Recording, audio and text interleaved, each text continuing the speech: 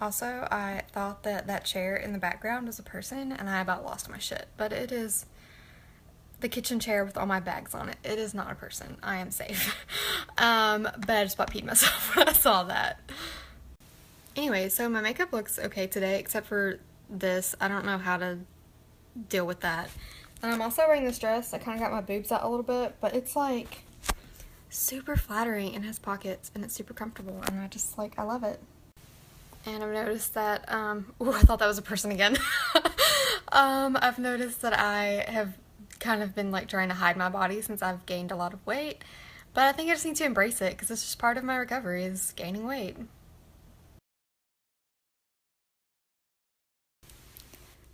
So that previous post was about how not all black people are from Africa, and like, this is gonna sound really ignorant, but I'd never even considered that before. And like, I think growing up in white middle-class America in the 90s, I remember as a kid, we were always taught to say African American. Obviously, you don't say colored people, and back then you were told not to say black people.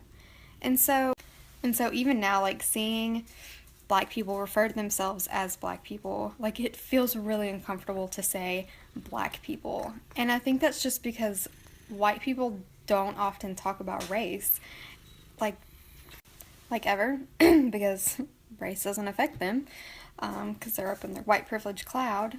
That's not relevant. But anyway, I just want to say that as white people, sometimes you have to push past that uncomfortableness of talking about something that as kids you were probably told not to talk about. And then also take your cues from black people. Like, it still feels so uncomfortable to say black people. But if a black person tells you, like, hey, these words are offensive, then you should listen to that and not use those words.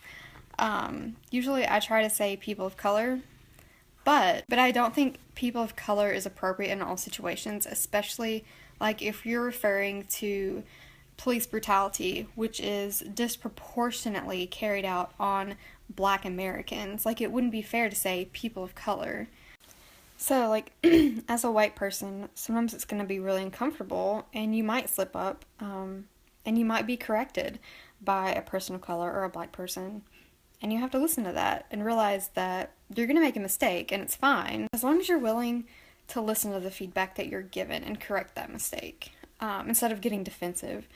I don't know, I just think like that kind of open reception is really important in these discussions.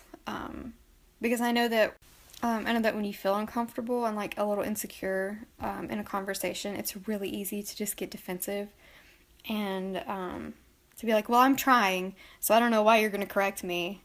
Well, you might be trying, but you're still wrong. I don't know, I guess I just want to say it's okay to feel uncomfortable in these situations. You may not have the right words always, and that's okay, as long as you listen and take feedback from that conversation, so you can move forward too. So I always find it really annoying when I'm hearing a news story about a police officer who has shot and killed someone, and the reporter says, we just don't know how this happened. Like, you don't know how this happened? No ideas. No ideas on how this happened.